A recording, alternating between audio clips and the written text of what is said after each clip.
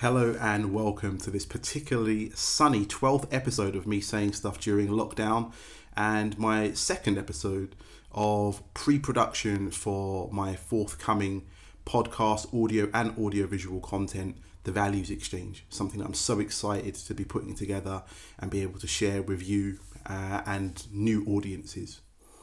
I can only say again, also thank you to the sun, who is here in full vitamin D giving glory today, and my skin, my whole spirit is grateful for it. But you may notice me squinting a little bit because it's pretty strong, but I'm not complaining.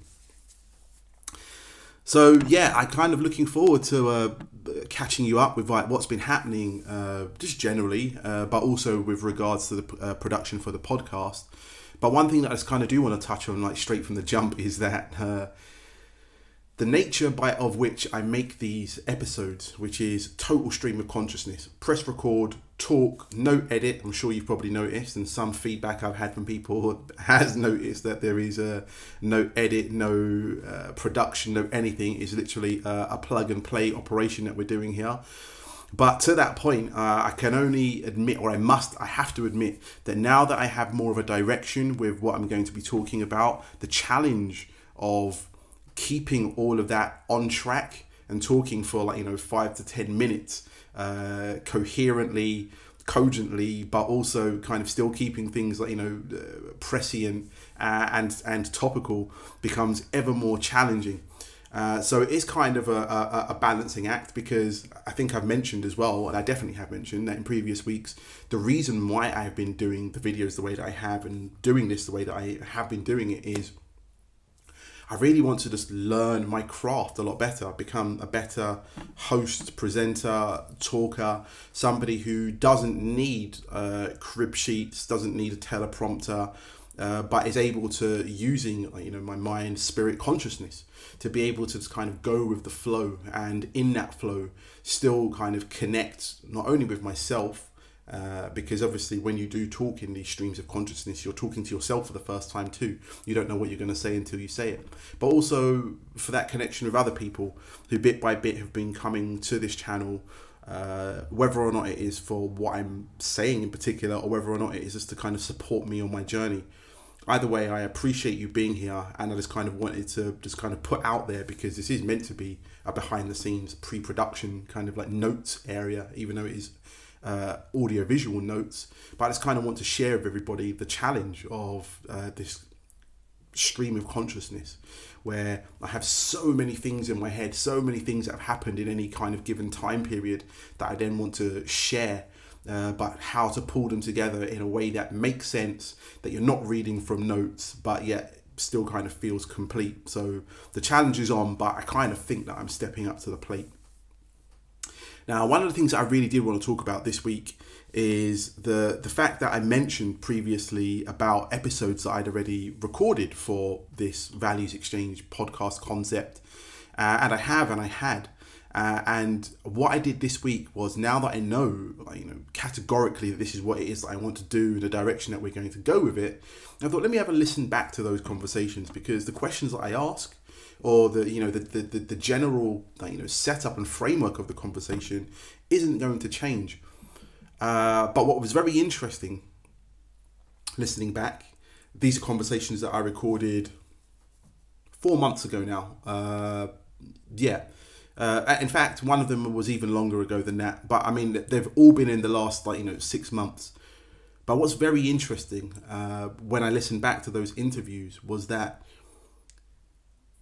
each of those characters that I had already talked to, each of those protagonists of their own life, their own narrative, their own story, as I keep up with them, generally anyway, it was just so interesting to see how far that they've come in such a short period of time, from having such a kind of heart-to-heart conversation where they, obviously elements of their past, elements of the epiphanies that have helped shape their lives and journeys haven't changed. But when we brought together those elements to talk about how that is defining or shaping their everyday experience, those same characters in such a short period of time feel like they've almost gone like, 180, 360, 270, basically a large amount of degrees from where they were at that point just a few months ago. And I thought that was just really interesting. The reason why is because I have a lot of people in my life who their life is less value driven and more narrative driven. And what I mean by that is they kind of subscribe to the general consensus of our society, that you do this at this time, you do that, you do this, you go to work, you go to bed, you have your direct debits, you watch this program because everybody's watching it, that kind of. And again, no critique of how everybody chooses to live their life. But what is interesting was that for people who kind of fit into to that kind of category of person, it's very interesting that over 6 months there isn't much of a change in what happens in their life. Now, I mean, all of us have routines, but what I think I discovered listening back to those conversations with people whose lives are so full of purpose and so value driven is that although they have routines in their life, like, for example, they wake up the same time every day, they do their yoga, their meditation, their stretching, their gratitude practices at the same time, or they do these other things. What was interesting was that the things that drive their value, the things that drive the meaning in their life, they continue to iterate at them. They just continue to work at them and continue to go back to the drawing board to figure ways to become even clearer in their connection with consciousness.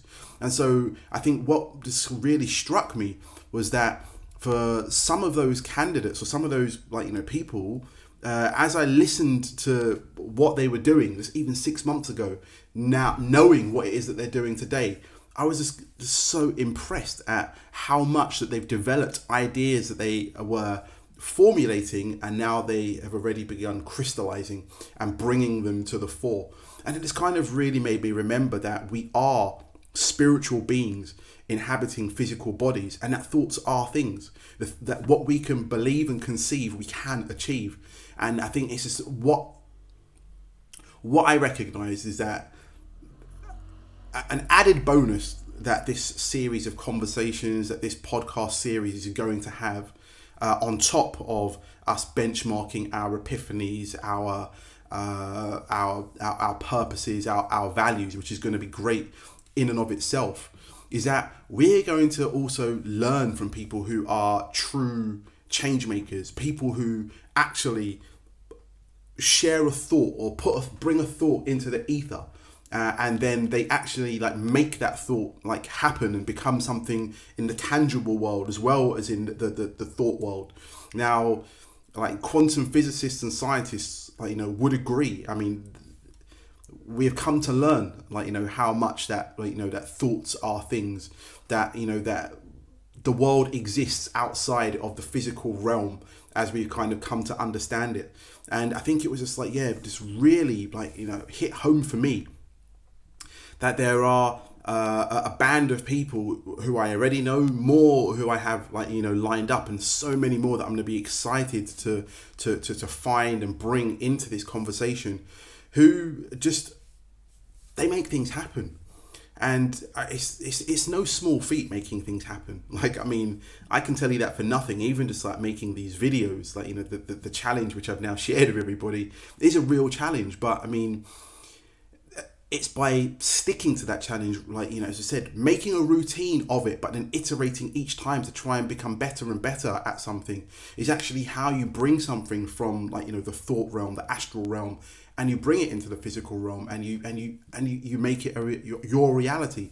You weave it into your own narrative. So I think that, yeah, this is a doff of the hat to those narrative creators, those change makers, those dream chasers who aren't scared, or or even if they are scared, even if they do feel the fear, that they pursue and they march on anyway, regardless, because these things are going to exist in our world anyway. Negative thoughts are around us, the naysayers, things that will always step into your way, things that we can view as obstacles.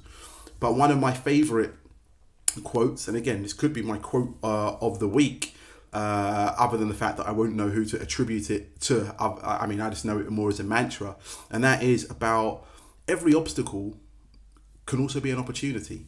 It's just about perspective and ways of seeing. And so for me, I think that the obstacles in our life, if we can choose to see those as opportunities, choose to see the obstacle of this lockdown that we've had as the opportunity that has arisen for me to be making this content and having this conversation with you. I think it's about pivoting our world views, our perspectives, and then we realize that we are already living in abundance. The fact that you are able to watch this, the fact that I'm able to say this, the fact that we are able to communicate with each other, that we're able to share with each other, even while our physical capabilities have been restricted, that, you know, within this digital space, it kind of gives an allegory to what our mental, physical, our psychological, and even our spiritual capabilities are, of being able to share information, share ideas. This is apparently what separates us from the rest of the animal kingdom. And so I think sometimes it's on us to remember that while there is no hierarchy of sentient life, I mean, I'm not a speciesist. This is part of my philosophy as a vegan. And as you know, and with the wider thinking that kind of comes around it. But I think it's like, you know, although that we kind of have put ourselves on this pedestal in the living world, I think it's for us to remember that the reason why we have pedestalized ourselves as humans is because of this ability to speak, to confer, to share ideas, to see the future, to learn from the past. And so I think that, you know, if we are going to revel in that hubris, I think at the very least we can make sure that we capture that capability in the best way that we can. And the best way that we can is by being our truest selves, by sharing, like, you know, our ideas, by bringing people into conversations, and bit by bit, by kind of, in essence, remembering, you know, who we are. This state of fear that we live in is because we don't remember who we really are. We've become these consumers when we should be these citizens, when we should be communities. And so I think for me, where I'll end this week is just touching on one last thing that kind of struck my mind this week. And that was about that conversation about what values matter to me. Because I think what I was trying to articulate last week when I was talking about community and maybe how loyalty attaches to that idea of community as a value for me, I think what I was ultimately trying to get at was service. Because that's what community and loyalty to that community is. It's service. Service is a value to me because service should be the building block on which everything else about how we choose to live, how we choose to even respond in any given moment defines who we are and what it is that we do. I have been working, it feels like tirelessly, towards a life more dedicated to service, whether or not that be service to my immediate family, wider family, friends, community, anybody who I see who's in need, and I have the means to help them. And ultimately, I have found that it has been the most rewarding aspect of my life. I was laughing with a friend this week at the fact that, you know, like, not even 10 years ago, I would revel in, like, you know, having designer brands and, like, you know, having names of other people draped on me for people to kind of accrue or kind of imagine my social status based on how many of these designer brands that I had.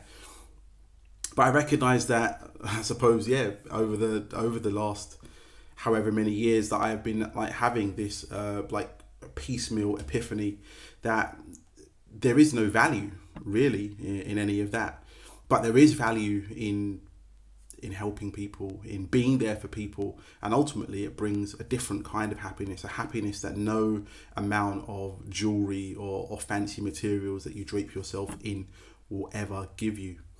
So yeah, as I said, a bit more higgledy-piggledy, all over the place episode, because so many things have been in my mind, and I am a couple of days late, but I'm just so grateful to be here. So grateful as well that so many great people I already had in my life. And again, as you do these things of purpose, your thoughts being things that gravitate towards you as well, because of the promises that you make to yourself, to the universe, that these things are all coming together. And so I'm happy, the sun's happy, and I hope you're happy. Violet's happy. right? If you're enjoying these conversations, I mean, I say conversations, if you're enjoying these monologues that I'm like putting out, and you want to continue having the conversations with me here, offline, online, or however, please do subscribe to my channel. Please do like this video. Please do share. Please do comment. And yeah, I really look forward to the continuation of what we're doing here, and I'll see you on the next one.